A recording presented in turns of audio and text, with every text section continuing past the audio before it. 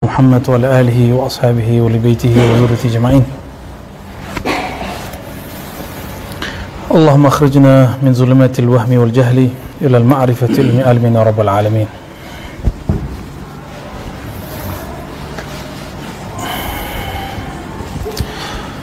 Baik, ikhwah fillah, di kajian terbatas ini kita akan mencoba membedah kembali kitab Imamuna Syekh Al-Akbar Muhyiddin Ibn Arabi. Ya. Banyak orang-orang membenci beliau, tapi mereka membencinya karena taklid kepada gurunya, ustadznya. Kita tidak mau seperti itu. Kita harus mengenal siapa sebenarnya dia. Ya. Banyak yang mengira Ibn Arabi tidak bersyariat. Nanti kita coba lihat benarkah dia tidak bersyariat. Ya.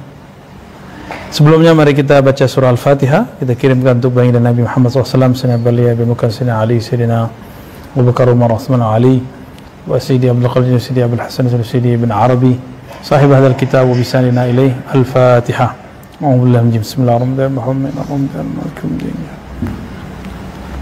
Syaratul ladzina an'amta 'alaihim ghairil maghdubi 'alaihim waladdallin. Amin. Allahumma shalli wa sallim barik ala sayyidina Muhammad. Pada pertemuan sebelumnya saya sudah menghantarkan tentang man huwa Ibn Arabi. Siapakah Ibn Arabi? Apakah akidahnya? Nanti ada kajian khusus mengenai akidah Ibn Arabi berdasarkan kitab Al-Futuhat Al-Makkiyah, insyaallah, ya. Bahwa dia la yakhruj min aqidati ahli sunnati wal jamaah. Dia tidak pernah keluar dari akidah Ahlus Sunnah dan Al-Jamaah. Ya. Lalu bagaimana dengan tuduhan? Kita sampaikan semua kritik terhadap Ibn Arabi, semua takfir dan penuduhan beliau sebagai zindik itu berasal dari Ibn Taimiyah. Ya, Ibn Taimiyah awwalu man kaffarahu. Bahkan Ibn Taimiyah dengan pemahaman yang tidak tepat mengkafirkan Ibn Arabi, tapi mengatakan man syakka fi takfir, ya, Ibn Arabi faqad kafar. Sampai ada ungkapan-ungkapan begitu yang kemudian muncul dari Taimiyin, kelompok-kelompok yang mengikuti Ibn Taimiyah, dan ini menyedihkan sekali. Mereka tidak baca, hanya taklid kepada hasil bacaan Ibn Taimiyah. Dan taklid, bukankah taklid tidak boleh bagi mereka, ya? Kenapa kemudian dalam mentakfir Ibn Arabi kemudian mereka taklid kepada imamnya? Baca sendirilah, ya. Kalau nggak sanggup nih kita bacain, ya. Nggak sanggup, ayo kita baca sama-sama. Kalau mau dibaca nih kita baca sama-sama, ya. Insya Allah Allah Subhanahu Wa Taala akan yaftah alaina, Allah bukakan tentang hakikat Ibn Arabi. Ya. Dan saya juga sudah sampaikan sebelumnya bahwa beberapa penulis ahlu sunnah di negeri kita ada yang salah faham juga tentang beliau, sehingga menyebut Ibn Arabi sebagai Syiah. Maka otomatis orang yang bahas Ibn Arabi dianggap Syiah. Nah, nanti siap-siap Buya Asfi dituduh Syiah, Buya Al-Dami dituduh Syiah, saya dituduh Syiah. Nggak ngerti berarti dari Syiah itu apa. Syiah itu punya usul, punya furu. Ibn Arabi tidak pernah membangun akidahnya, membangun tasawufnya, syariatnya berdasarkan pemahaman Syiah, nggak ada, ya. Bahkan dia mengkritisi Syiah yang ada, mengkritisi Mu'tazilah, bahkan Asy'ariyah pun dikritik, ya, sebagian Asy'ariyah, ya. Nah, kita sekarang masuk insyaallah kepada bagian kalau sempat kita baca 3 fasal atau 2 fasal, ya. Yang pertama tentang an-nafs wal raja wal khauf. Kalau di sini fasal yang kedua, ya. An-nafs wal raja wal khauf ini tidak pembacaan harfan-harfan, tapi kita baca bagian-bagian terpenting saja. Wa qala, berkata Ibn Arabi, an-nafsu farsun jamuhun musarrahun mulajjamun muhayya'un lil rukubi fa in raqabtaha wa alqaita 'inanaha bi yadil aqli najawta wa in alqaita 'inanaha bi yadil hawa halakta fakhtar li nafsik. Jadi beliau mengatakan an-nafs, jiwa, ini jiwa kita ini dia eksis karena ada tiupan roh ke dalam jiwa. Inilah kenapa jiwa itu ada. Ketika roh itu diambil, maka jiwa itu mati. An-nafs adalah kendaraan yang disiapkan untuk ditunggangi. muhayya'un lirrukubi fa in raqabtaha wa alqaitaha inanaha biyadil aqli najauta. Jika engkau menungganginya dengan akal rasio, engkau akan selamat. Ini sekarang muncul ada orang yang mengajak kembali ke Quran Sunnah tapi meninggalkan akal. Itu salah kaprah. Al-Quran dan Sunnah itu menyuruh untuk mengedepankan akal. Karena akal lah cara untuk membaca Al-Quran dan Sunnah. Kalau nggak ada akal, Al-Quran dan Sunnah nggak bisa dipahami. Nah, orang-orang yang menghardik akal, yang menghina akal, yang menghina ulama-ulama yang menggunakan akal, mereka juga menggunakan akalnya. Nah, ini lucu ya. Akal itu sesuatu yang diperintahkan Al-Quran untuk memakainya. Maka isti'malul aqli sunnatun min sunanin Nabi sallallahu alaihi wasallam. Itu adalah sunnah yang diajarkan baginda Nabi Muhammad sallallahu alaihi wasallam. Jadi ketika Nabi mengatakan istafti qalbak, mintalah fatwa ke dalam kalbumu. Kalbu itu yang bisa mengaksesnya akal. Lahum qulubu yaqiluna biha. Mereka mempunyai kalbu yang mereka jadikan sebagai sumber untuk mereka berakal. Berarti akal dan kalbu itu berkaitan erat ya. Jadi Ibn Arabi ketika membahas akal itu selalu kaitannya dengan kalbu. Jadi kalau ada orang mau tinggalkan akal, ya salam. Jika ada ajaran yang mengajak kembali ke sunnah, mengajar kepada Al-Quran, lalu mengatakan tinggalkan akal, itulah yang menentang Al-Quran dan sunnah. Gak usah jauh-jauh, ya udah kita pakai Ibnu Taimiyah aja deh. Tadi kan kita bahas Ibnu Taimiyah.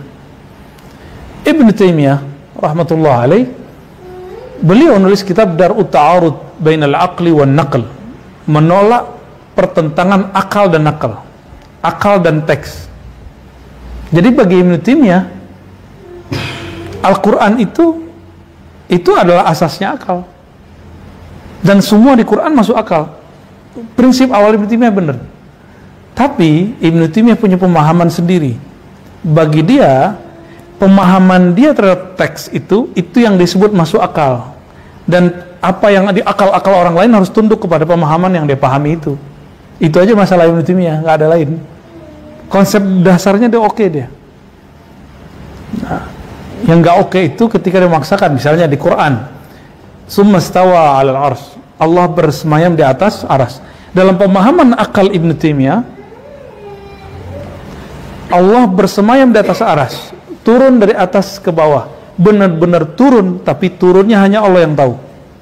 Benar-benar duduk, tapi hanya Allah yang tahu. Akal harus tunduk kepada itu akal versi Ibnu Taimiyah. Ya bolehlah. Dan dia tidak mengakui akalnya Ahlu Sunnah, Asy'ariyah, akalnya Mu'tazilah, akalnya Syiah, akalnya filosof. Ya nggak fair aja. Itu nggak fair ya. Ya dialog akliyah aja. Akal dengan akal. Jadi sebenarnya teks yang kita pakai sama dengan teks Ibnu Taimiyah. Yang berbeda adalah kemampuan akal kita yang berbeda. Dan jangan lagi ngomong ente siapa bicara Ibnu Taimiyah. Lah kita bisa ngomong balik, ente siapa batal-batalin mazhab imam-imam mazhab ya. Tapi kan nggak jadi fair ngomong begitu. Ibnu Taimiyah insan bashar, Ibnu Taimiyah itu manusia, bisa dikritik. Kecuali dia seorang nabi, kita nggak akan kritik, kita nggak ngomongin lagi deh. Manusia biasa dia atau nabi? Ibnu Taimiyah manusia biasa, cuma dia orang alim. Karena orang berilmu pasti dikritik, pasti dikritik. Kalau nggak siap jadi orang alim, kalau nggak siap dikritik, jangan jadi orang alim. Itu aja. Baik, ya. Wa in alqaita inanaha biyadil hawa halakta fakhtar li nafsik. Jika engkau menunggangi jiwa itu bukan dengan akalmu tapi dengan hawa, kecondongan hasrat negatifmu, halakta, engkau telah membinasakan dirimu. Fakhtar li nafsik. Maka pilihlah engkau menungganginya dengan akal atau dengan hawa. Nah, menunggangi dengan akal berarti penunggang ini akal, tapi yang menungganginya kolbu.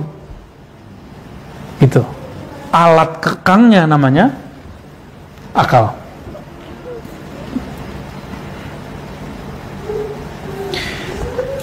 Kenapa kita mengatakan tadi bahwa akal yang dimaksud Ibn Arabi itu bersumber dari kolbu? Nah, inilah pasangannya an-nafsu wal-raja'u wal-khawf. Kata beliau, wa ma'aja'lika ainanaha fi yadil aql. Dengan engkau menjadikan kekangnya dipegang oleh akal, ij'al fi qadamaik mihmazain. Maka ada dua sayap, dua bekal, dua mihmazain, ya, yang mesti engkau pegang. Yang pertama ar-raja di sebelah kanan, yang kirinya al-khauf. Raja dan khauf itu di akal atau di kolbu? Itu kolbu semua. Jadi akal yang dimaksud oleh Ibn Arabi itu akal yang dalam surah Al-Hajj, afalam yasiru fil ard, ya, apakah mereka tidak berjalan di muka bumi, lalu mereka berfikir, berakal dengan kolbunya. Lahum qulubun ya'qiluna biha, ya. Fa in affalta, ya. Fa in afalat inanuha yawman min yadil aqli, jika dia lepas sesaat saja, sehari saja dari kekangan akal, dari tunggangan akal, wa aradatil khuruj anit tariq yaminan aw yasaran, lalu dia ingin cenderung kepada hawanya, baik kiri, kanan atau kiri, maka apa yang harus dilakukan? Aktifkan khauf dan raja, ya. Fahfuz biha min ghairi al-janib alladhi malat li fa innaha bitawba fa indama takhsha ad-darar fi nafsiha tahrub minhu fa yaddiha ila istiqamatiha ala at-tariq wa dhalika an taqif fa idha waqafat tamakkana minha al-aql fa akhadha inanaha bi yadi wa sara ala tariqih, ya. Nah, itu penjabaran tentang cara kerja ar-raja dan khauf, ya. Jadi ketika ada nih, lihat ini mudaratnya lebih besar atau manfaatnya. Nah, itu nanti si akal dengan khauf dan raja'nya akan memilih. Jika dia lihat darar, tahrub, gitu kan di teksnya. Dia akan pergi, dia akan lari. Tidur lama, nonton lama, zikir lama, mana yang bikin tenang? Tapi kenapa kok orang nggak mau zikir lama? ya kan? Nah, berarti kita belum pakai akal, sederhana aja. Makan banyak, nggak pernah puasa, sakit. Ini manfaat, kita bicara darar dan nafa. Kenapa kemudian orang udah tahu begitu, tidak mau berpuasa? Gitu. Orang yang bangun sebelum orang-orang lain bangun, minimal subuh aja bangunnya. Kalau nggak bangun sebelum subuh, atau bangun di saat orang tidur. Orang-orang yang bangun di saat-saat itu lalu mengaktifkan kolbunya, dia akan punya kecerdasan yang tidak dipunyai oleh orang-orang yang sekolah. Karena itu juga sekolah, ya, sekolah rohani. Dan ajaibnya malam-malam itu gelombang suara tidak ada yang mengganggu. Jadi polusi itu tidak hanya polusi udara, ada polusi suara. Polusi suara itu diakui oleh pakar-pakar ilmu-ilmu kejiwaan, ilmu gelombang otak. Kita kalau tidur dengerin musik, itu bangun tidurnya akan capek, kecuali musiknya yang membuat slow. Dengerin nyanyi, bangun tidur sedih ntar. Lagunya isinya patah hati, kan? Jadi kalau tidur, kalau mau dengerin instrumen yang menggugah, yang membuat kita slow, bukan yang membuat kita banyak pikiran. Apalagi yang bikin rindu-rindu, ribet itu. Asyauku yut'ib. Kalau dulu Dr. Falah, asyauku yu'adzib katanya. Tapi dirindui. Rindu itu menyiksa. Kalau saya membahasakan asyauku yut'ib, rindu itu membuat lelah, capek sekali. Illa asyauk li Sayyidina Muhammad sallallahu alaihi wasallam, kecuali rindu kepada Nabi sallallahu alaihi wasallam. Nah, orang-orang yang bangun malam hari, biar dia nggak lelah, banyak sholawat ke Nabi, rinduin Rasulullah sallallahu alaihi wasallam. Nanti hilang capeknya. Ya, capek perasaannya berkurang, insya Allah. Ya. Turuqul aqli, ya, halaman 11. Qala lil aqli tariqani, tariqun yastaqillu fi ma'rifatihi bi nafsihi. Ini ajibnya beliau memulai bab epistemologi, bab tentang bagaimana cara memperoleh pengetahuan.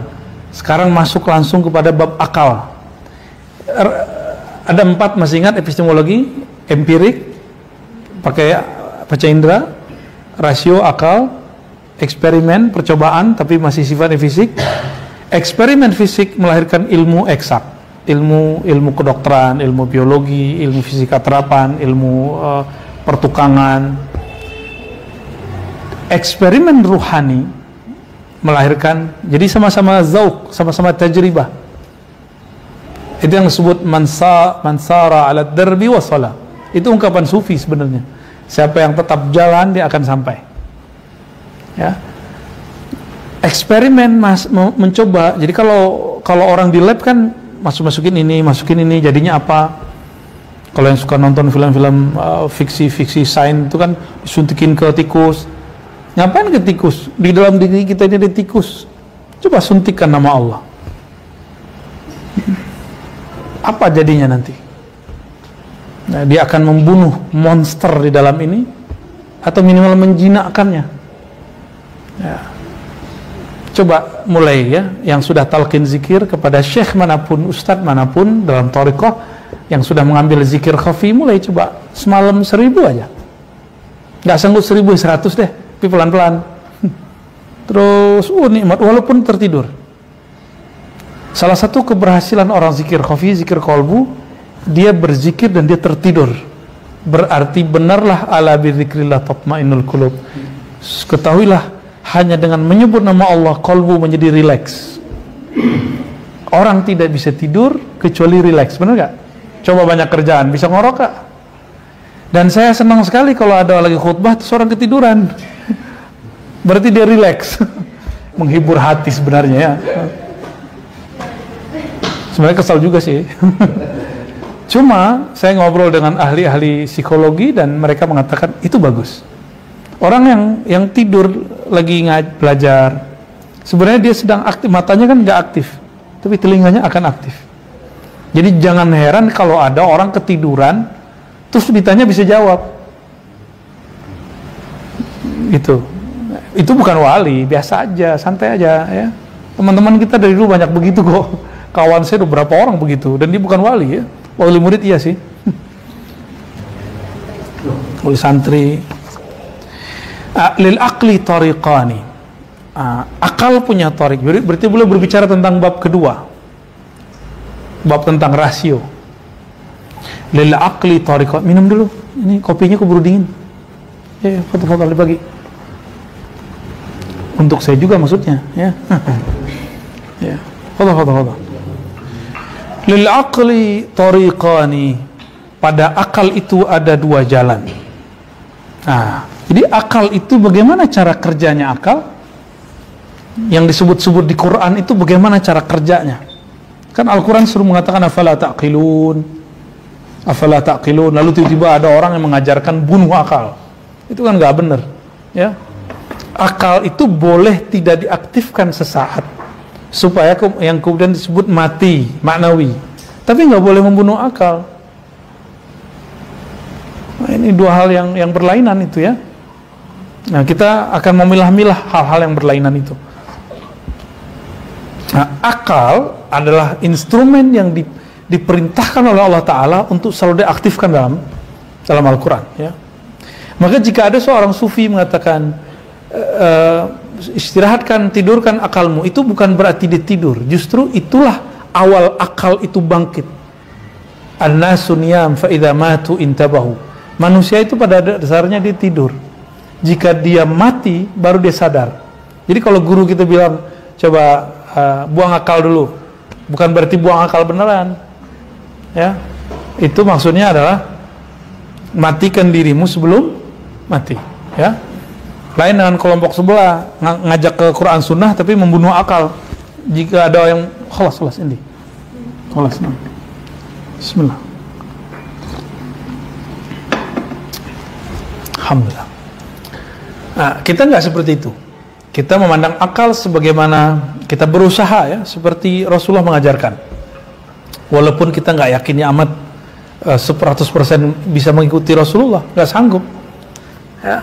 Makanya di Quran, di Sunnah, misalnya dalam hadis, Nabi selalu mengatakan, "Sallu kama ra'aitumuni." Salatlah kamu seperti kamu melihat aku usolli. Tidak ada sallu ka salati. Salatlah kamu seperti salatku. Ini penjelasan Imam Nawawi, ini bukan Ar-Razi yang menjelaskan. Ya, saya cuma minjam Imam Nawawi. Jadi Imam Nawawi memberikan sebuah pesan yang luar biasa. Ini dahsyatnya Imam Nawawi. Bukan salat seperti Nabi yang dituntut, tapi sejauh mana engkau memandang Nabi. Baru seseorang itu disebut khusyuk, usul ilallah. Inilah yang kita sebut rabithah. Salatlah kamu kama ra'aitumuni, seperti kamu memandangku. Digunakan bukan nazara tapi ra'a, karena ra'a juga berarti pandangan mata, tapi juga berarti pandangan alam bawah sadar. Jadi mungkinkah di zaman ini, di zaman Rasulullah sudah wafat secara fisik, kita merasakan seakan dipimpin oleh Rasulullah dalam sholat? Mungkin. Ini yang disebut rabithah Muhammadi, rabithah kepada Nabi Muhammad. Makanya saya mengatakan, saya meleburkan thariqat saya kepada Muhammadi, karena kita kemudian diajarkan Rasulullah berrabithah kepada Nabi Muhammad SAW. Ini yang saya terima juga dari masyaikh saya yang mengajarkan ini. Mursyid-mursyid kita Naqsyabandi, mursyid-mursyid kita Samani, mursyid-mursyid kita di Khidriyah, sama ajarannya, sama, nggak jauh beda ya. Ada salah satu guru kita di Payakumbuh namanya Abu Yamasri. Itu kalau sholat apa kata beliau? Kalau engkau sholat seakan-akan diimami sang guru besar, Al-Muallim Al-Akbar Sayyidina Muhammad SAW. Seakan-akan engkau dipimpin oleh guru besar. Kalau bahasa kampungnya gugu godang, guru godang, guru besar Rasulullah SAW. Kalam ini kan terjemahan dari hadis Nabi, kama ra'aitumuni usolli, seperti engkau melihat aku sholat, sama persis, nggak jauh beda. Jadi rabithah itu syirik nggak? Nggak ada kaitannya dengan syirik.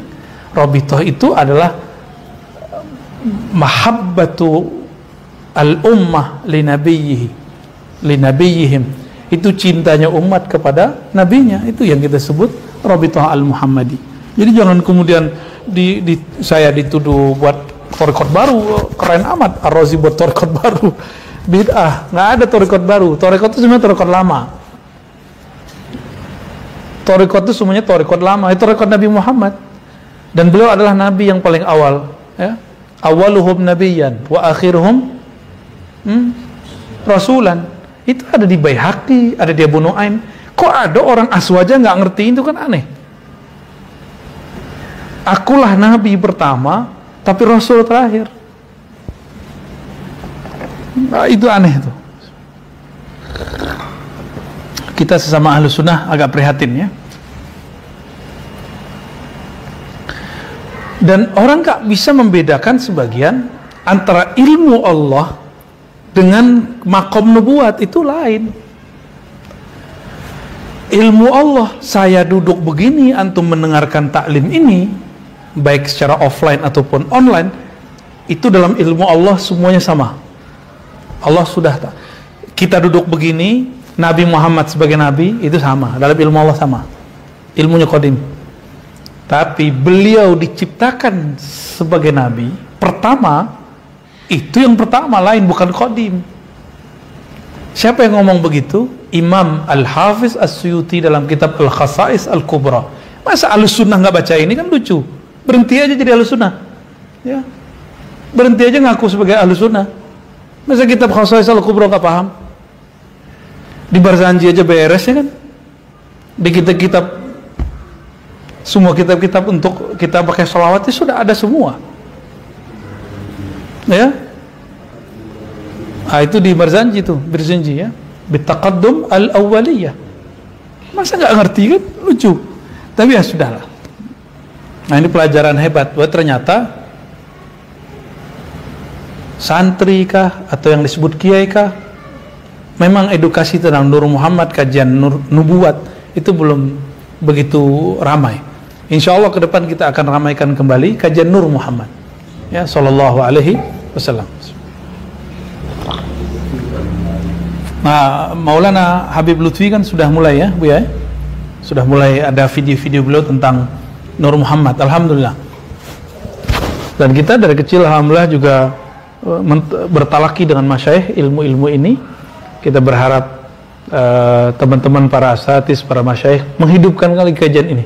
Nggak usah malu-malu lah, nggak usah dengerin kalau ada orang ngomong Nur Muhammad itu kajian majusi, ya kan ada di seberang ya, ngomong Nur Muhammad itu majusi, ya salam, ya. Dan saya berulang lagi mengatakan bahwa yang pertama kali bahas ini generasi pertama di dalam Islam, ya, sahabat tabi'in, dan yang paling kuat riwayatnya kepada Sa'id bin Jubair, murid daripada Abdullah bin Abbas, ya. Baik. Tapi kita tidak sepakat kalau orang mengatakan Nabi bersabda, ya, la dina liman la akla lahu, tidak ada agama bagi yang tidak berakal. Ini kalamnya benar, tapi bukan hadis Nabi. Tidak ada agama bagi yang tidak berakal. Maknanya benar, tapi ini bukan hadis Nabi. Karena Allah mengatakan afala ta'qilun, apakah kalian tidak berfikir? Maka la dina liman la akla lahu. Kalau orang tidak berakal namanya apa? Gila. Orang tidur lagi berakal nggak dia? Enggak. Orang apa tadi? Mabuk. Mabuk karena khamar, gila. Apalagi mabuk karena cinta kepada Allah. Kan ada yang disebut wali majzub. Itu bukan gila. Itu orang lagi kasmaran kepada Allah. Nah, orang-orang ini rufi'a al-aqlu, rufi'a al-qalam anhum. Hukum tidak berlaku kepada mereka, ya. Akal ini dalam terjemahan lama itu ada yang menerjemahkan ide, ada yang menyebutkan rasio, ada yang menerjemahkan pikiran. Tapi kembali kepada makna asalnya, al-aqlu iqalun. Akal itu sesuatu yang mengikat. Makanya benarlah lafaznya Ibn Arabi, dia kembalikan ke makna dasarnya. Jiwa ini siap dikendarai, kekannya adalah akal. Akal yang akan mengekang, ya, yang kemudian mengendarainya itulah qalbu, ya. Walil aqli wa qala lil aqli tariqani, halaman 11.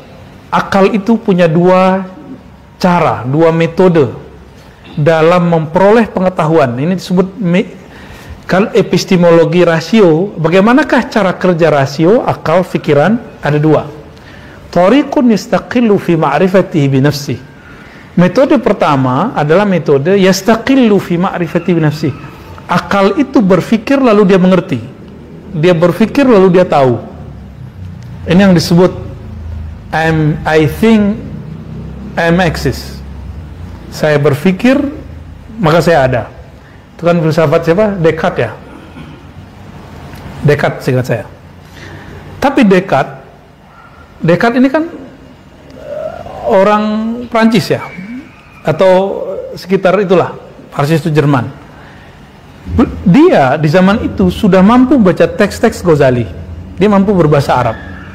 Begitu beberapa keterangan kita dengar. Apa artinya?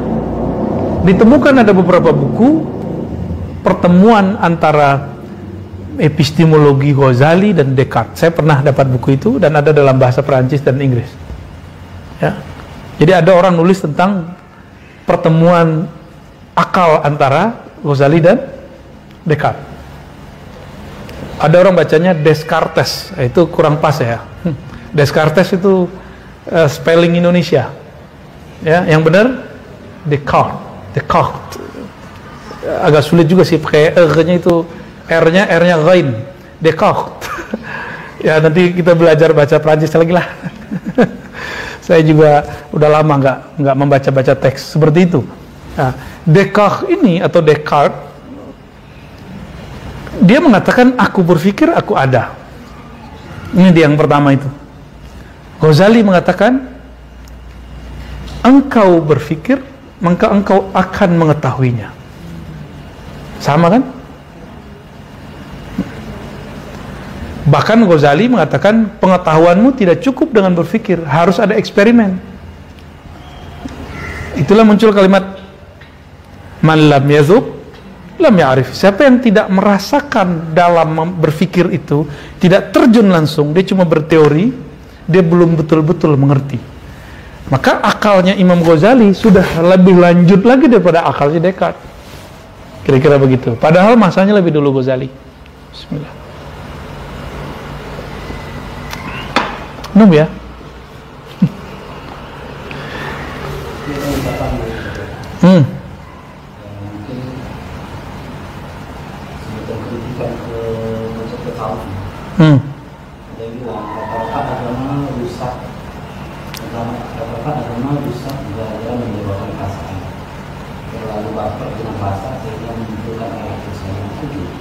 Sehingga menimbulkan rata-rata ada merusak akibat membawakan perasaan.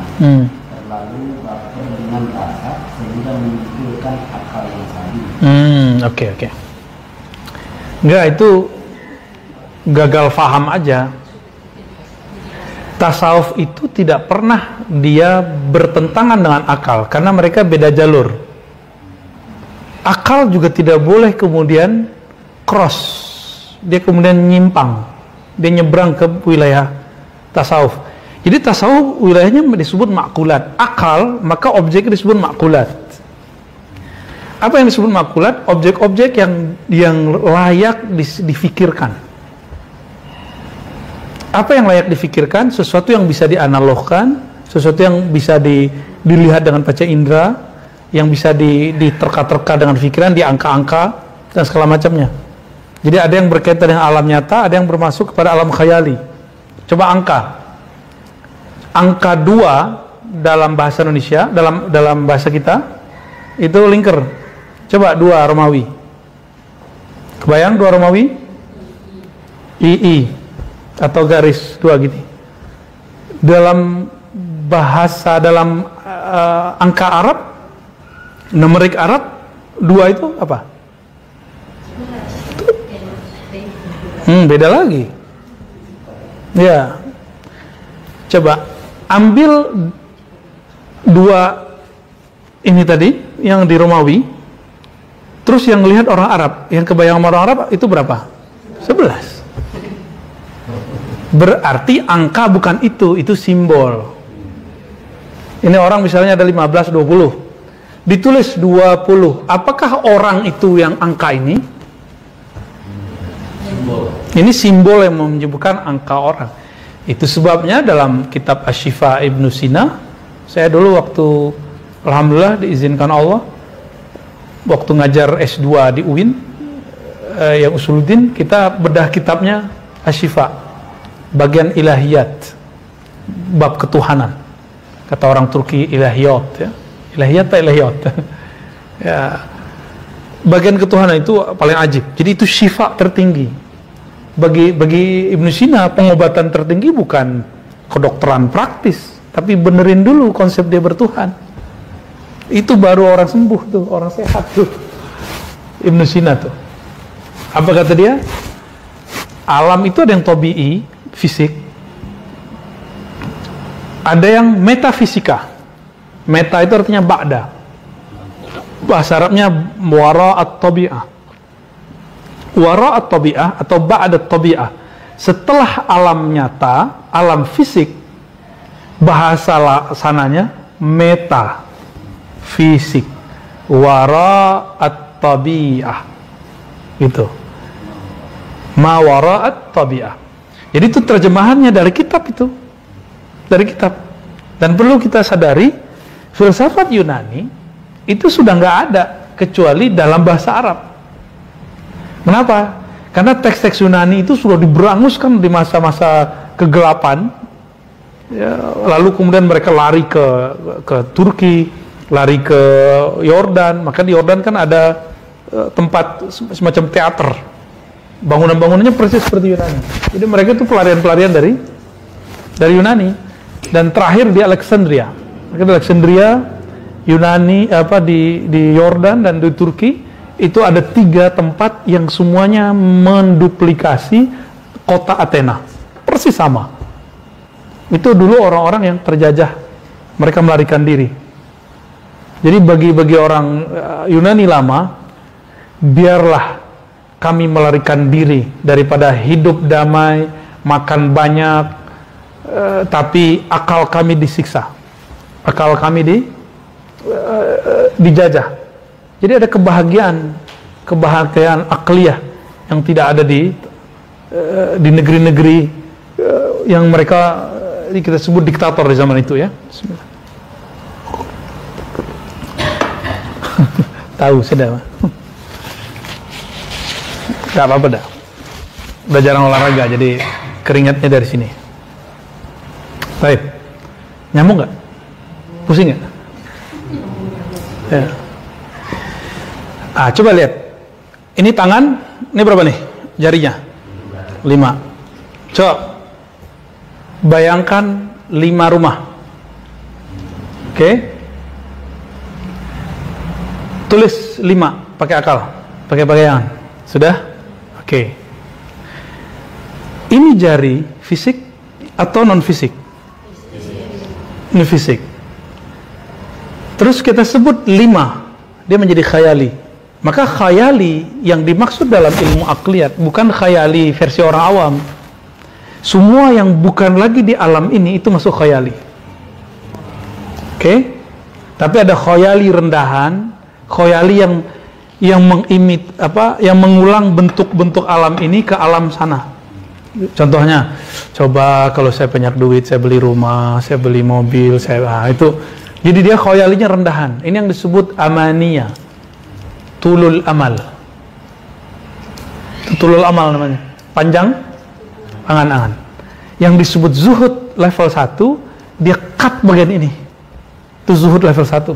Ini disebut mematikan diri sebelum mati. Itu dia. Nyambung? Baik, kita lanjut pelan-pelan ya. Pak Syam udah lama soalnya kan. Udah lama gak kuliah ya. Ya ini, orang ngomong ini dulu gak perlu kuliah. Mereka di majelis-majelis begini. Ya. Kalau di Paris, di kafe-kafe.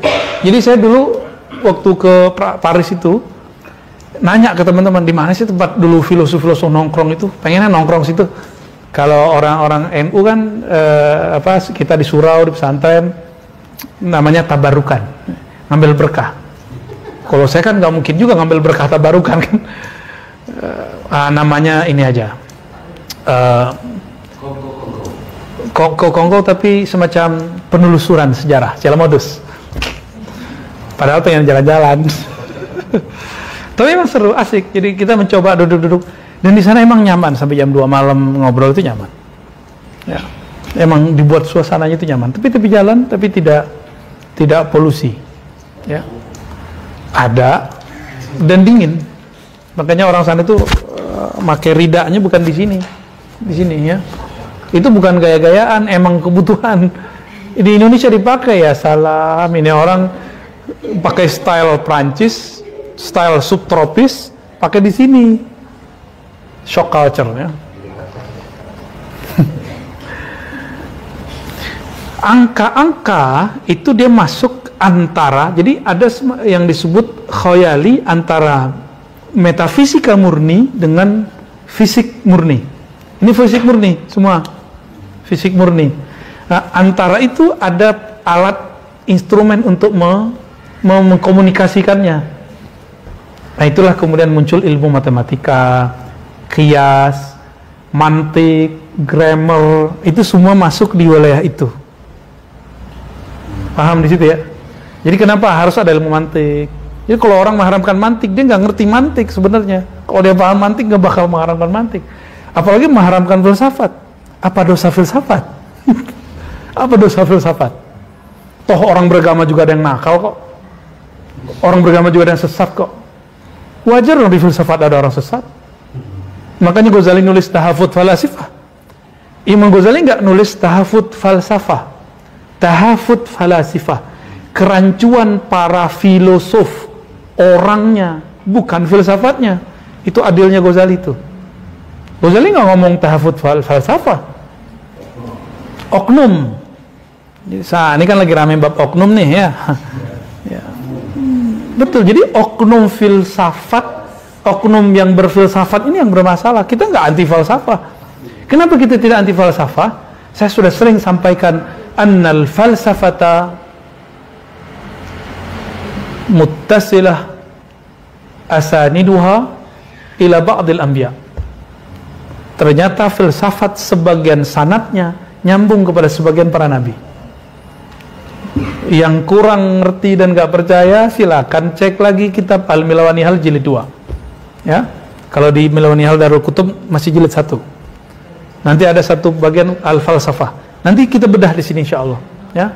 Kita bedah insyaallah. Bahwa ternyata Sokrates gurunya Plato, Plato gurunya Aristo. Sokrates ini berguru kepada murid-murid atau komunitas yang menemukan teori matematika murni, falsafah matematika, yaitu siapa? Yang Pitagoras. Kita kan nyebut pita ya, salah itu pakai ta. Pitagoras. Ini versi Arabnya.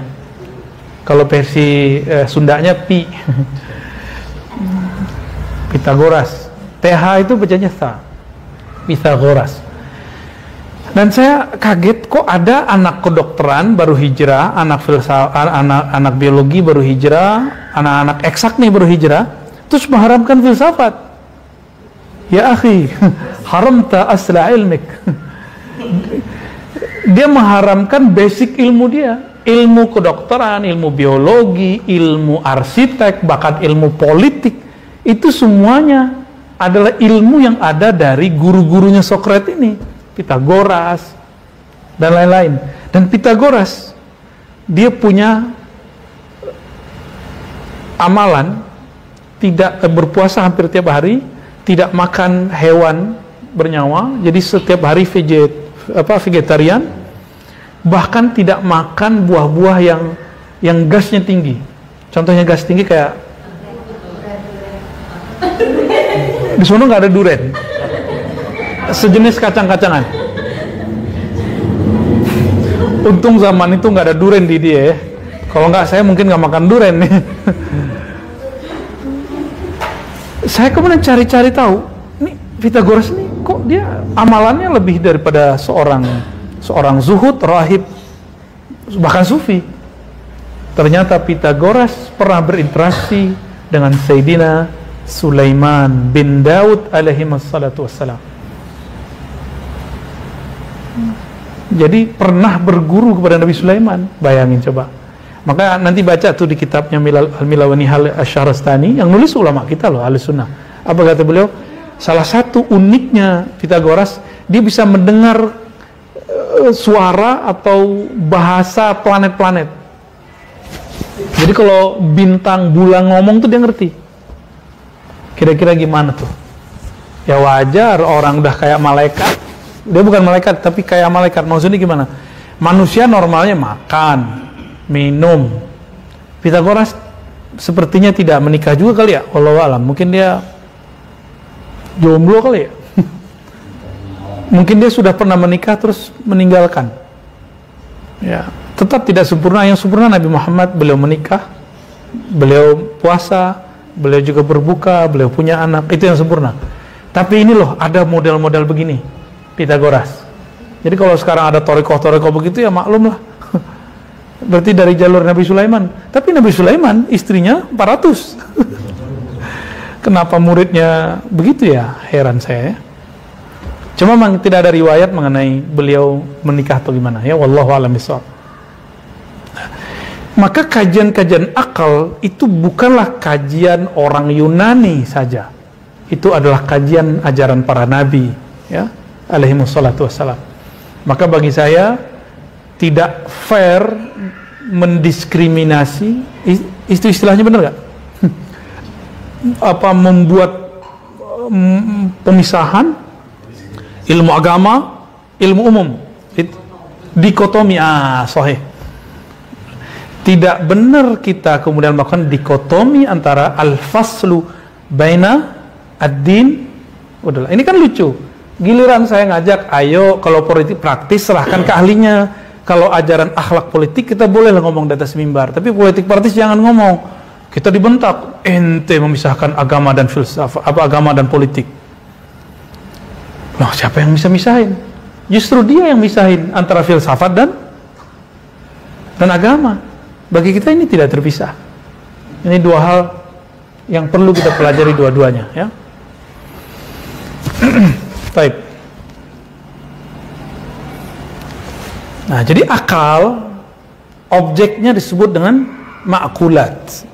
Rasio, maka objeknya disebut sesuatu yang rasional.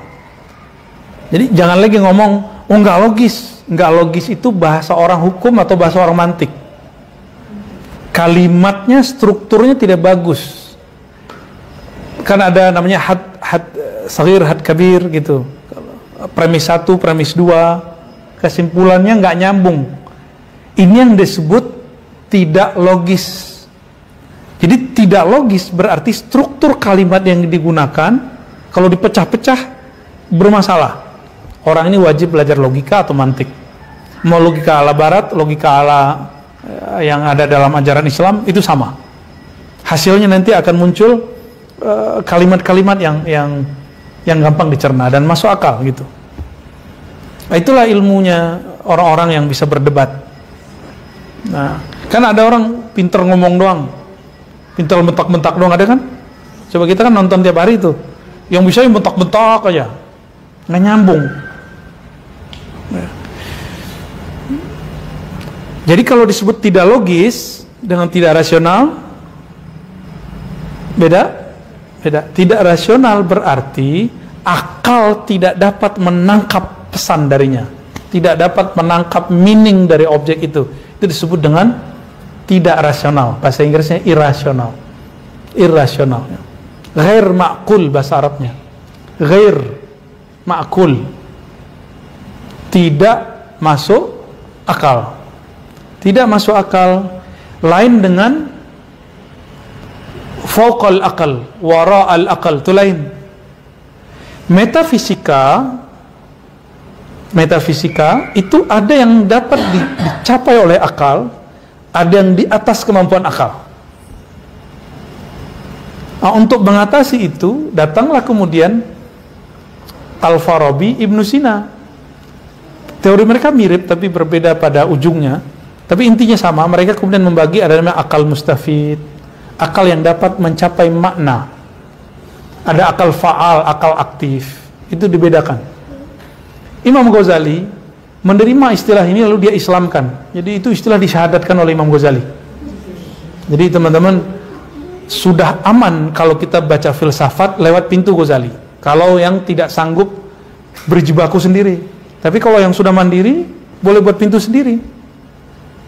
Silakan. Nggak usah kemudian bilang pintu Imam Ghazali memundurkan umat Islam. Kurang ajar ente namanya. Ya, ayo sini kita diskusi. Di bagian mananya Imam Ghazali memundurkan umat Islam? Boleh kita uji. Jangan-jangan pikiran dia yang memundurkan umat Islam.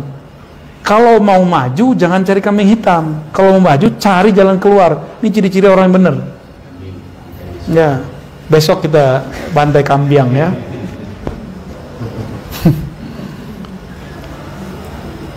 Ini kan biasa nih tabiat syaitaniyah. Hati-hati. Setan ketika dia terusir dari surga, dia mencari kambing hitam loh. Ini Bani Iblis. Kalau Bani Adam nggak begitu. Bani Adam mengatakan Rabbana zalamna, kami yang salah. Ngapain kemudian menyalahkan Ghazali? Ya. Membaca filsafat lewat pintu Ghazali justru lebih aman dan lebih maju. Karena Ghazali tahu kesalahan Al-Farabi, Ibnu Sina. Ya, ini yang nggak dibaca orang. Saya yakin mereka nggak ngerti juga tuh kritik Ghazali terhadap Ibnu Sina dan Al-Farabi. Apa kata Ghazali? Ghazali ini kan anti taklid ya.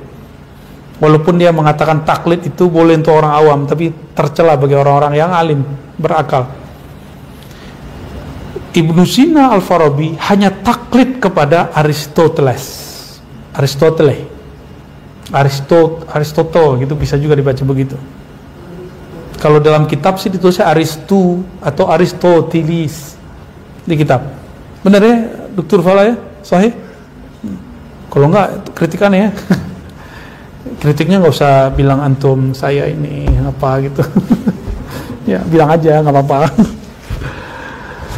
Baik.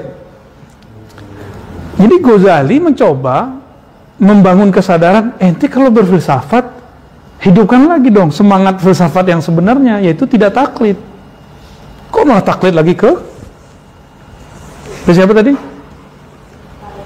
Aristoteles. Dan makanya kita mendengar Al-Farabi, gelarnya apa? Al-Muallim Ats-Tsani, the second teacher, guru besar kedua. Guru besar kedua. Setelah siapa? Pertama Aristo. Apa kata Ghazali? Farabi ini istilahnya juga banyak yang keliru. Contoh, kita tidak pernah menggunakan istilah jauhar kepada Allah. Jauhar artinya zat. Yang boleh hanya sebut zatullah. Ini versi Ghazali. Tapi Al-Farabi menulis jauharuhu, jauhar Allah. Ini yang dikritisi oleh Imam Ghazali. Tapi saya memaklumi itu. Kenapa? Al-Farabi mencoba menerjemahkan. Dia baru sanggup istilahnya sampai di sana. Karena dia tidak seorang teolog, dia tidak menemukan kalimat yang pas. Jadi bagi saya itu tidak masalah untuk zamannya. Kita ikuti pola yang sudah disebutkan Imam Ghazali ya. Yang Ghazali yang dipakai, bukan yang Farabinya. Jauhar itu kan inti dari sesuatu subjek. Ada subjek, intinya itu disebut dengan apa nyebutnya? Hakikatnya, esensinya, mahiyahnya. Tapi belakangan mahiyah sudah jadi istilah sendiri, ya, dan lain sebagainya. Hakikah sudah sendiri juga, walaupun mahiyah itu hakikatus syai' maknanya. Kok jadi bahas filsafat ya? Hah? Ya biar nyambung sama ini. Jadi kuliah filsafat jadi. Ya. Sesat sudah kita nih ya. Kata kawan, tambah sesatnya Ar-Razi nih bahas filsafat ini. Ya. Kalau membahas akal sesat, silakan buang ayat-ayat yang menyuruh kita menggunakan akal. Berani nggak? Dan ternyata tidak ada kitab suci di alam semesta yang paling banyak mendorong akal supaya aktif kecuali Al-Quran. Coba cek semua kitab suci yang pernah diyakini. Tapi aneh, hari ini kok ada orang yang beragama Islam yang ingin kembali kepada Al-Quran dan Sunnah, tapi pesan meaning yang ada di Quran Sunnah dia tidak paham. Ya lagi-lagi taklid lagi. Jadi gimana cara kerja akal? Yang pertama, dia berpikir dengan caranya sendiri lalu dia mencapai. Nah, ini yang dilakukan Imam Ghazali. Imam Ghazali itu belajar filsafat cuma setahun, murajaah 2 tahun, menulis ke tahun ketiga. Jadi kayak skripsi. Ya? Benar nggak? Ya. Dr. Fala dan Buya nggak usah sebut lah. Maaf ya. Tesis nggak jadi katanya. Stele DO.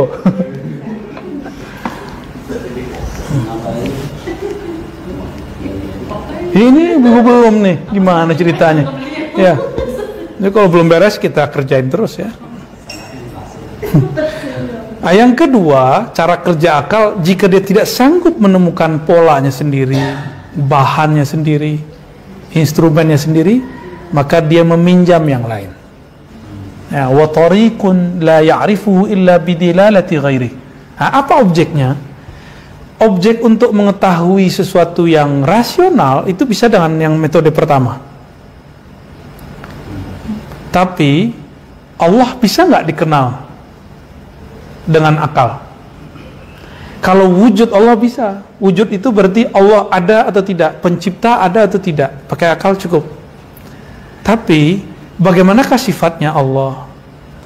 Bagaimanakah cara berkomunikasi dengan Allah yang disebut ibadah? Ini tidak sanggup akal mendapatkannya. Nah, disinilah hancurnya falsafahnya Mu'tazilah menurut Ibnu Arabi. Ya, jadi Mu'tazilah itu mengatakan akal tanpa wahyu sanggup beribadah, bahkan wajib menyembah Allah, dan dia tetap berdosa kalau dia musyrik. Mu'tazilah ini maksudnya benar, tapi ternyata prakteknya nggak benar juga, nggak adil kan?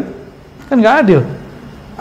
Akal ini tidak tahu cara komunikasi dengan Allah. Gimana dia mau beribadah? Akal itu hanya sanggup membuat analog. Jika kursi ini, meja ini ada yang membuatnya, apalagi alam semesta. Jadi akal ini hanya sanggup mengisbat sifat. Sifat yang basic, yaitu wujud. Nah, itu. Nyambung? Tapi gimana caranya untuk berkoneksi dengan dia, berkomunikasi dengannya? Akal nggak sanggup. Maka akal perlu yang lain. Ini yang disebut wahyu. Ini yang disebut wahyu. Jadi ada dua metode akal. Maka yang wahyu itu pun itu bagian dari akal. Namanya akal tafwid atau akal taslim. Akal menyerahkannya kepada wahyu. Mengerahkan. Jadi akal kita ini disebut akal minor. Sedangkan wahyu itu akal akbar, al-aql al-akbar. Itulah sebabnya kenapa Al-Farabi ketika bertemu ini kan antara ide filsafat dengan wahyu, Al-Farabi itu berusaha untuk mencoba mencari titik temunya. Ketemulah istilah akal fa'al, akal awal, akal dua, akal satu, akal tiga, sampai 7, sampai 9, sampai 10. Ibnu Sina menyebutkan 10, dia menyebutkan 9. Kita nggak perlu menyebutkan berapa jenis akal, karena nanti yang 10, 9 itu dia analogkan dengan tata surya. Dia analogkan aja. Akal satu seperti matahari, dialah akal satu yang menerangi gitu. Berkaitan. Nah, kita nggak menggunakan istilah seperti itu, cuma supaya tahu aja. Supaya tahu. Akal satu, dia tunggal. Kenapa dia satu? Karena la yasdur illa minal ahad, fahuwa wahid. Jadi akal satu, akal yang pertama, dia cuma satu, tunggal. Karena dia berasal dari yang maha tunggal, Allah SWT. Itulah yang disebut kemudian oleh Imam Ghazali dengan istilah-istilah ruh gitu. Tapi Imam Ghazali lebih mengambil istilah yang ke-10. Jadi akal yang terakhir disebut akal fa'al. Akal fa'al ini akal aktif. Inilah yang disebut malaikat Jibril. Imam Ghazali. Jadi Imam Ghazali mensyahadatkan istilah-istilahnya Al-Farabi. Ini akal fa'al ini. Kita di sini ada akal. Akal ini dia harus dilatih sehingga dia muncul satu aktivitas yang disebut istifadah. Maka akalnya punya pangkat namanya akal mustafid. Akal yang mampu mengambil faedah. Jika akal ini dilatih terus berkontemplasi, berzikir, membersihkan daripada waswas, syak, penyakit-penyakit kejiwaan, penyakit-penyakit cinta dunia, maka si akal akan mampu berkomunikasi dengan akal fa'al. Gitu. Inilah cara Al-Farabi menjelaskan proses kenabian. Gitu. Jadi para nabi dan para filosof, bedanya kata dia, kalau filosof dia mencoba mencari semampunya, baru ketemu fa'al. Kalau nabi, akal fa'al itu yang turun kepadanya. Sehingga ada asumsi bahwa Al-Farabi ini mengatakan lebih keren filosof karena dia nyari. Kalau bagi saya enggak, lebih keren yang didatangi, berarti orang ini spesial. Kenapa dia spesial? Karena dia sudah sanggup memutus dirinya dengan alam, sehingga akal fa'al mampu berkomunikasi dengannya. Ya, murid-murid itu nanti pembahasan setelah ini. Nanti ada di sini, di halaman 13-nya. Oke, siap dilanjutkan? Nah, refill dulu. Oh, kayaknya udah mau habis nih. Ya. Khalas. Biar. Allahumma sholli wa sallim barik ala sayyidina. Wa salli wa sallim.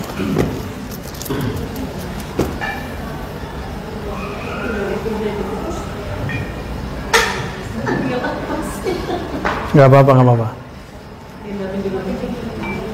Ya, taruh sini aja. Baik, lanjut.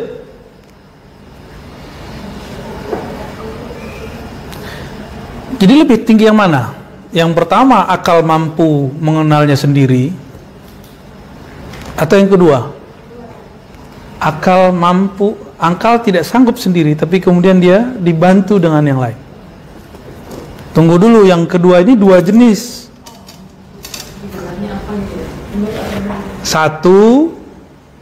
Yang satu, ini yang kedua itu ya, akal dibantu oleh selainnya. Yang pertama, para anbiya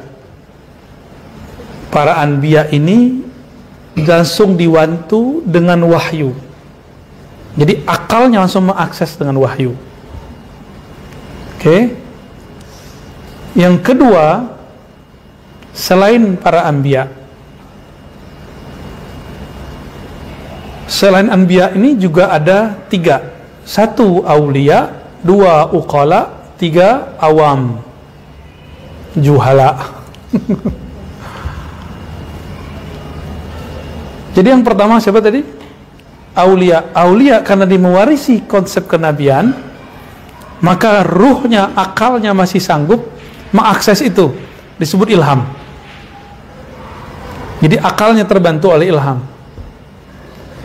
Uqala ini kita sebut ulama, pemikir, cendekiawan. Mereka tidak sanggup mengaktifkan kolbunya, sang rasa itu. Maka dia menggunakan teks yang diwariskan oleh Nabi dalam bentuk wahyu. Jadi wahyu yang tadi turun ke kolbu Nabi diturunkan menjadi teks. Teks ini dijadikan panduan oleh kelompok uqala. Terlihat yang masih mengikuti metodologi kenabian awal itu aulia. Karena uqala tidak sanggup, uqala ini bisa fuqaha, muhaddisin, usuli, filosof. Mereka ini nggak sanggup, maka mereka cukup berpegang dengan teks. Coba lihat, tinggian mana aulia atau uqala? Akal aulia atau akalnya uqala? Akalnya aulia, karena dia dekat dengan kenabian. Dan yang terakhir itulah kelompok awam, muqallidun, orang-orang yang taklid. Nah, taklid ini tinggal milih, antum mau ngikut yang mana? Ngikutin uqala atau ngikutin aulia? Karena nggak mungkin langsung ke Nabi, nggak sanggup. Nggak ada yang sanggup. Ini yang disebut sanad akal. Akal pun bersanad. Sanad kita ke uqala, ahli akal, ahli fikir, atau ke aulia. Kalau saya mengambil dua-duanya. Jadi dalam bab ilmu hadis kita menggunakan ilmu para uqala. Ilmu usul, ilmu akidah, ilmu kalam, semuanya uqala. Jadi jangan heran kalau ilmu aulia ini sering ditiadakan, dinafikan, dibantah oleh kelompok uqala ini. Meskipun dia pakai teks, meskipun dia bertorikot, meskipun dia mungkin sudah jadi mursyid. Kalau levelnya baru di uqala, apa kata kitab? Kitabnya bukan kitab-kitabnya aulia, kitabnya cuma kitab-kitab. Maka kalaupun dia baca kitab aulia, dia nggak ngerti apa yang dimaksud. Kalau mereka ngerti, waduh. Contoh nih, dalam Al-Insan Al-Kamil Al-Jili. Apa kata Imam Al-Jili? Saya melihat guruku Ismail Al-Jabarti. Ismail Al-Jabarti itu ada generasi yang senior dan yang junior. Ini yang senior. Dia mengalami apa yang pernah dialami oleh Shibli. Imam Shibli, coba antum kaget ini teks kalau ada. Apa kata Shibli?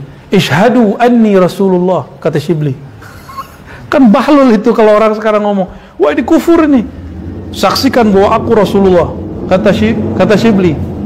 Tapi murid Shibli faham apa yang terjadi pada Shibli. Itu ngomong bukan Shibli. Imam Shibli lagi sakar, lagi mabuk. Seakan-akan dia seperti orang di teater, terlalu menghayati bagaimana hadis-hadis Nabi mengatakan aku Rasulullah. Sampailah dia kemudian menghayati rasa itu terkalamkan. Jadi dia itu sedang merepetisi kalam Nabi, cuma bukan dengan kesadaran ini, tapi dengan kerinduan yang dahsyat. Muridnya melihat, lah ini bukan Syibli yang aku kenal, inilah waris Nabi, nur Nabi yang ngomong. Jadi yang ngomong saat itu bukan Syibli, tapi kewarisan Nabi yang muncul di dalamnya. Nur itu yang berbicara. Kalau Syibli mah bukan Rasulullah. Makanya muridnya tidak mengkafirkan Syibli, ya kan? Ibnu Taimiyah tidak pernah mengkafirkan Syibli, bahkan mengatakan ma'fuun anhu, dia memaafkan. Ibnu Taimiyah bisa maafin Syibli loh. Ini kok ada orang tarekat nggak paham maksud ulama tarekat yang lain terus mengkafirkannya? Berarti ente lebih bebal dari Ibnu Taimiyah. Ya. Ya, parah lah itu. Ya, ngeri aja ngelihatnya. Orang kok takfiri sesama ulama tarekat, sesama pengamal tasawuf, kan aneh itu. Ya. Ismail Jabarti juga sama, tapi dia tidak berkalam seperti Syibli. Apa kata Imam Jili? Aku menyaksikan dia ala surati Muhammad sallallahu alaihi wasallam. Tapi beliau kasih kaidah, ini bukan hulul, bukan ittihad, bukan reinkarnasi. Selesai kan? Kan orang bayangin, wah dia bayangin hulul ittihad. Ternyata istilah itu muncul belakangan, namanya tanazul. Saya menyebutnya bukan tanazul, tawarus, warisan spirit. Karena al-ulama warasatul anbiya. Maka orang yang mengatakan itu, dia kutub. Bukan karena dia mengatakan itu, tapi karena dia sampai di makom itu, terjadilah hal ini sebagian.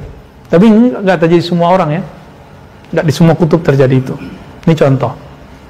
Karena akalnya Al-Jili sudah dibantu dengan ilham, dia paham apa yang terjadi pada gurunya. Tapi akalnya uqala yang biasa melihat, oh ini Ismail Jabarti sudah mengajarkan reinkarnasi. Dia nggak ngerti, reinkarnasi beda dengan kejadian itu, hal sakar, orang lagi mabuk. Ya. Nah di sini kita perlu ada kebijaksanaan membaca teks apa saja. Ya. Mungkinkah itu terjadi lagi nanti? Mungkin. Nanti kada ketemu lagi ada wali di sudut mana, di kampung mana, di pulau mana, di benua mana, ngomong begitu kita nggak heran. Itu bukan dia. Karena yang kita tahu dia seorang Ahlus Sunnah. Ya. Kira-kira begitu. Apakah benar Ibn Arabi meremehkan syariat? Karena orang-orang mengatakan tasawufnya Ibn Arabi tasawuf falsafi. Sebenarnya istilah tasawuf falsafi tidak relevan, tidak cocok untuk Ibn Arabi. Dan saya sudah membantah di tesis kita, ini mau cetak, jadi nggak nih? Hah? Mau kita cetak insya Allah tesis tentang teologi ulama tasawuf Nusantara. Karena istilah Islam Nusantara kan sudah aman ya. Itu tesis dulu dibuat tahun 2009, 2009-2010. Ya dulu belum ada istilah Islam Nusantara. Pas rame nggak jadi cetak, takut salah paham. Ya, kita ngerti maksud Islam Nusantara itu bukan Islam Jawa, Islam Bugis, Islam Sunda, bukan. Tapi namanya zaman politik. Nah, guru kita yang baru meninggal, Pak Azmuri Azra, orang Muhammadiyah yang tidak menolak Islam Nusantara, dia nggak pernah nolak, karena dia ngerti maksudnya. Dia konfirmasi langsung kepada yang membuat, kayak Ma'ruf Amin, ya, dan lain-lain, ya. Jadi orang kalau sudah akalnya hidup, aktif ya seperti beliau lah, Azmuri Azra, ya. Fayanbaghi lil insan an yanzura ayy tariqin yaqsud. Nah, maka manusia harus tahu jalan mana yang dia mau tuju. Jika yang dia mau tuju jalannya mensyukuri Allah yang memberi nikmat dan mencapai asbab-asbab yang membuat sampai ke hadirat Allah, minat taklifat allati la tasih indal aqli illa bin naqal, dengan jalur tugas-tugas amalan yang tidak mungkin didapat akal kecuali dari nakal wahyu. Fala sabila ayamsya ma'u hatta yubsira nur asy-syar'i baina yadayhi yahtadi bih. Tidak mungkin kecuali dia belajar ilmu syariat. Tuh lihat, Ibnu Arabi menghormati syariat nggak? Dulu orang buat istilah tasawuf falsafi Ibnu Arabi, tasawuf yang tidak berdasarkan syariat, tapi berdasarkan filsafat Plotinus, Neoplotinus. Itu tuduhan besar terhadap Ibnu Arabi. Ibnu Arabi tidak pernah begitu. Ibnu Arabi yabni tariqatahu ala syara', ya. Beliau selalu membangun tariqahnya berdasarkan ilmu syariat. Paham di situ, ya? Jadi jangan lagi ada pikiran Ibnu Arabi tasawufnya tasawuf falsafi. Tasawuf Ibnu Arabi tasawuf syar'i. Tasawuf Ibnu Arabi tasawuf syar'i, bukan tasawuf falsafi. Dan istilah tasawuf falsafi ini enggak cocok secara ilmu bahasa. Kenapa? Lawannya tasawuf falsafi, tasawuf sunni. Nyambung enggak? Lah sunni jawab lawannya bid'i dong. Tasawuf bid'i, bid'ah, tasawuf sunnah, kan gitu. Istilah ini sudah dibantah banyak ulama, tapi kok masih dipakai? Karena antum masih pakai buku-buku yang jadul, yang ditulis tahun 70-an, 80-an. Ya.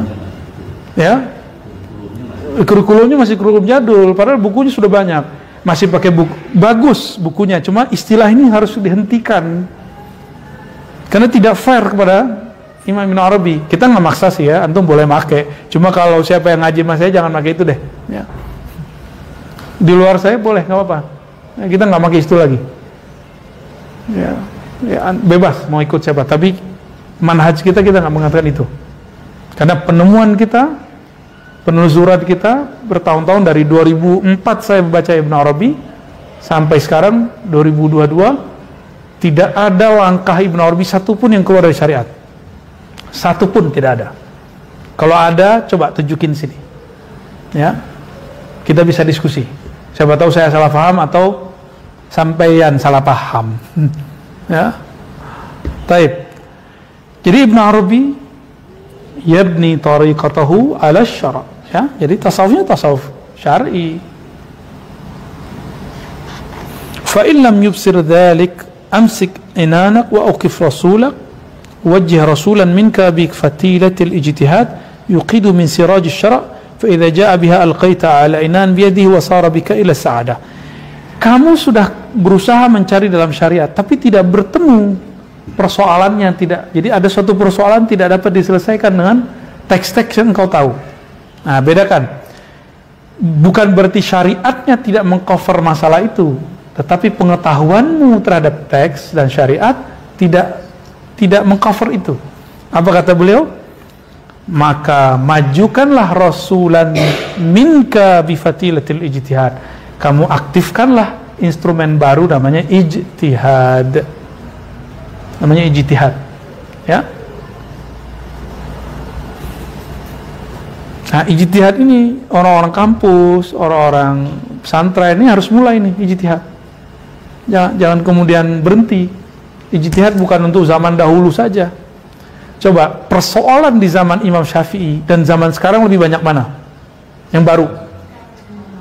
Maka ijtihad Imam Syafi'i tidak semuanya dapat mengcover semua yang terjadi sekarang. Nah, apa kata beliau? Kamu lihatlah kalam-kalam Nabi, lalu ijtihad Imam terdahulu seperti Imam kita Imam Syafi'i, maka kemudian engkau berijtihad tapi mengikuti pola-pola Nabi dan pola pewaris para Nabi. Ini yang disebut yuqiduha min siraj syara'. Engkau menghidupkan api semangat ijtihad itu dengan bahan-bahan syariat, bahan-bahan orang-orang yang mengikuti syariat. Ini yang disebut dalam ungkapan ulama kita dulu, Gus Dur sering menggunakan ini, al-akhzu bi qadimil salih, al-muhafazatu alal qadimis salih wal jalbu wal akhzu bil jadidil aslah. Udah lama nih kita nggak dengar orang baca ini ya, min jadidah. Jadi melestarikan yang lama, yang relevan, lalu menemukan yang baru. Prinsipnya sama. Seharusnya MUI, kalau di NU itu Bahsul Masail, kalau di Tarbiyah Islamiyah apa ya? Hisbah, lembaga fatwa, apapun istilahnya. Ini jangan kemudian berkutat untuk masalah yang dulu yang nggak terjadi hari ini lagi, tapi yang sekarang dan besok. Idealnya begitu.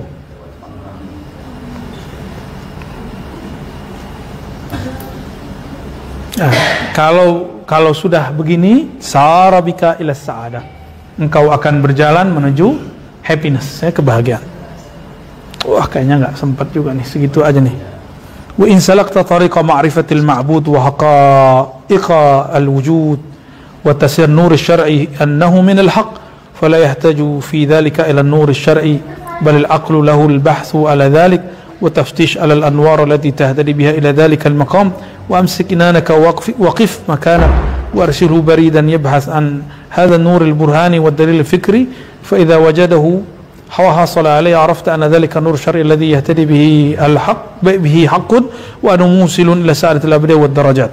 Ya, jika engkau menempuh jalan pengenalan terhadap Allah yang maha disembah dan hakikat wujud dan pentasihan nur syara' bahwasannya dia dari al-haq, fala yahtaju fi dzalika ila nur syar'i bal al-aqlu al-bahthu ala dzalik. Maka tidak perlu kepada teks-teks biasa, tapi dia memerlukan tidak hanya sekedar teks biasa kalau diterjemahkan secara umum, dia memerlukan akal yang lebih. Maksudnya gini, kebanyakan orang terjebak kepada apa yang kita sebut hari ini menghafal teks, bukan memahami teks. Padahal memahami teks itulah pesan teks yang sebenarnya. Coba ada dua orang berdiri, satu hafiz Quran, satu paham Quran. Mana yang paling dibutuhkan di dunia ini? Tapi kalau nggak ada yang hafiz Quran, gimana? Siapa yang mimpin sholat? Ya kan? Dia orang ini sama-sama diperlukan. Tentu lebih afdol dia hafiz plus dia faham. Itulah mujtahid. Dan mujtahid nggak mesti hafal semua ayat, cukup ayat-ayat hukum. Jika dia ahli fikih, ayat-ayat hukum ada sekitar 400. Jika dia ahli akidah, ada sekian ratus.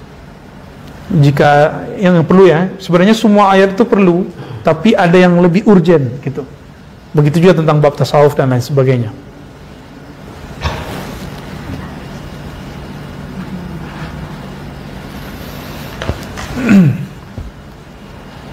Contoh, kalau mau melakukan eksperimen di lab, perlu pakai dalil Quran, Sunnah?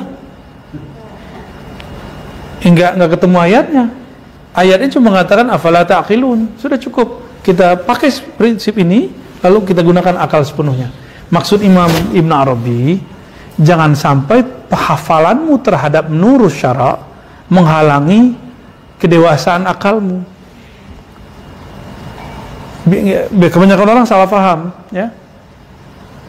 Udahlah cukup Quran Sunnah aja, kita nggak usah lagi ngurang eksperimen, itu nggak benar. Contohnya nih, di Quran Sunnah, di Sunnah misalnya ada lafaz alaikum bil habbati sauda, hendaklah kamu konsumsi habatus sauda. Cukup di situ? Enggak, udah ini kita taruh kitabnya, kita eksperimen. Apa sebenarnya yang terjadi pada orang yang konsumsi habatus sauda? Itu eksperimen. Itu namanya akal. Tajribiyah aqliyah. Baru muncul disebut an-nur al-burhani wa dalil fikri. Jadi ini bukan dua hal yang perlu dipertentangkan ya, antara hafalan dan analisa. Maka Imam Ghazali membagi ilmu jadi 3. Ilmu hafalan, ilmu analisa, gabungan hafalan dan analisa.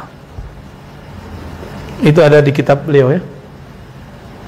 Ada di Ar-Risalah Al-Dunia, ada di beberapa mukadimah kitab yang lain. Hafalan, terus analisa. Analisa ini ada analisa akal murni, ada analisa terapan.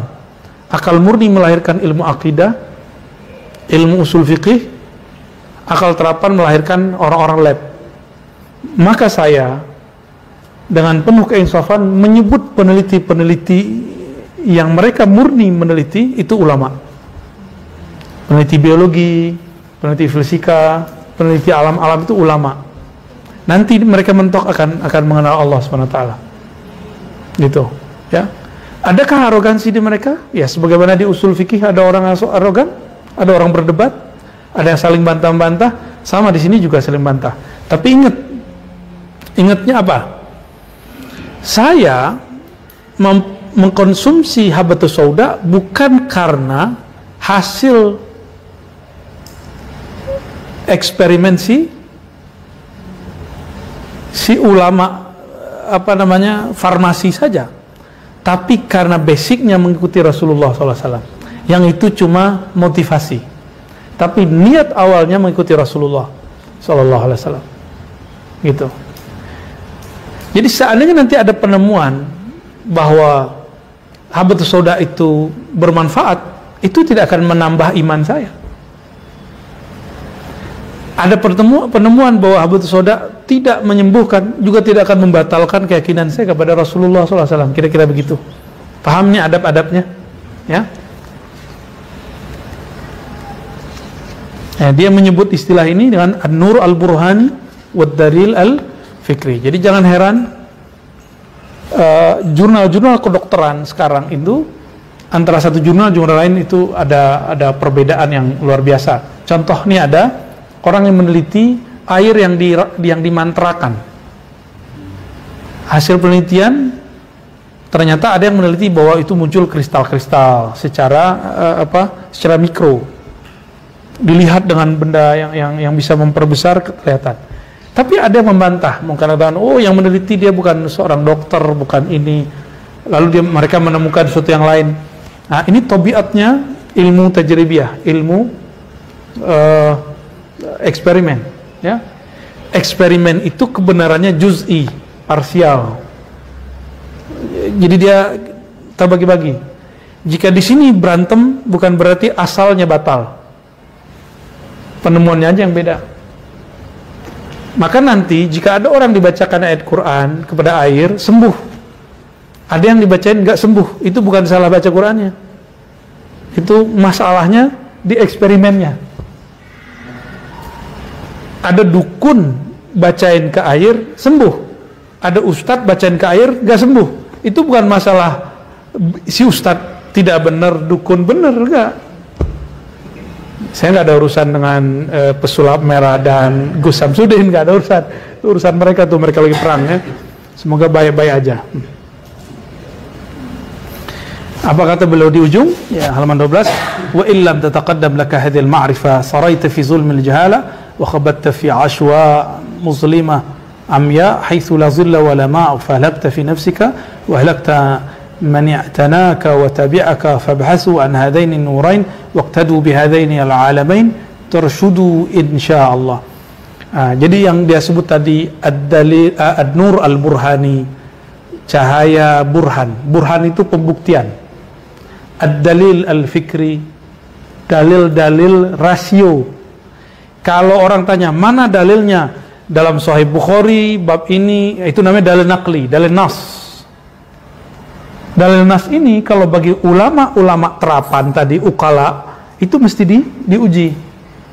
Mereka harus diuji. Contohnya ada riwayat, jika lalar masuk ke dalam air, benam, maka ambil lalarnya, benamkan dengan sayapnya setelah lagi. Lu megang sayapnya kayak sulit. Mana sayap yang tadi masuk, mana sayap yang tadi nggak masuk. Karena di salah satu sayapnya ada racun, ada bakteri, ada penyakit. Di yang satu lagi ada penawarnya. Dan begitu di hadisnya. Hadis Bukhari loh, sahih. Saya percaya Nabi tidak akan salah. Tapi mungkinkah ada rawi yang keliru? Bisa jadi. Atau mungkin eksperimen saya yang belum nyampe. Gitu. Siapa tahu saya belum eksperimen. Sampai hari ini kan belum ada yang eksperimen kan? Mesti ngoceh-ngoceh aja yang ada. Oke. Ini contoh bahwa kalau cuma teks, ini namanya nur syar'i. nur syar'i. Jangan berhenti di hafalan teks, pengetahuan terhadap indeks hafalan, indeks dalil. Harus masuk kepada dunia eksperimen.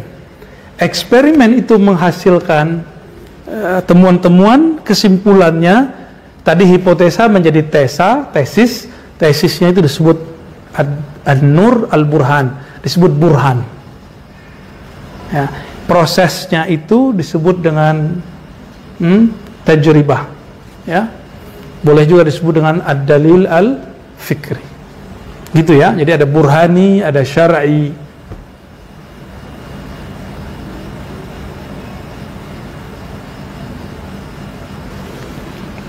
Apa kata beliau? Jika demikian, burhani dan fikri ini fabhathu hendaklah engkau menggunakannya. Jika engkau tidak mengikutinya, maka engkau akan khabatta fi ashwa' muzlimah amya haitsu la dhilla wa la ma. Inilah penyebab Islam atau agama manapun, bangsa manapun menjadi mundur. Bukan Ghazali, bukan Ibnu Sina, bukan Ar-Razi, bukan Ibnu Taimiyah, bukan Muhammad bin Wahab, bukan Abul Hasan Asy'ari, bukan. Masalahnya itu dia tidak memanfaatkan al-burhani dan al-fikri. Akhirnya gerakannya cuma gerakan hafalan, dan sekarang mulai terjadi lagi. Orang gerakan hafalan di mana-mana, ya. Dan sekarang orang nggak minat lagi untuk eksperimen. Kalau ada yang eksperimen diejek. Dan antum coba lihat, hampir semua orang yang eksperimen yang baru-baru dulu itu disebut gila. Contoh Ibnul Haytham. Ibnul Haytham disebut gila dulu. Disebut gila. Dia seorang arsitek dan juga penemu optik. Karena arsitek dia gagal, jadi dia itu sedang membangun cara supaya sungai Nil tidak tumpah ruah dan bikin banjir. Rajanya kecewa, dia mau ditangkap, dia pura-pura gila.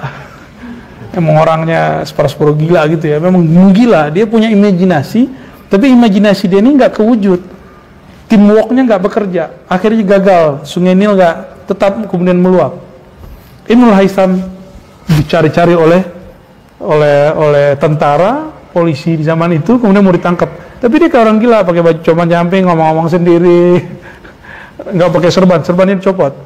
Coba lihat, kalau orang gila kan gitu kan, rambutnya diacak-acak, nanti siapa ya, ngomong sendiri.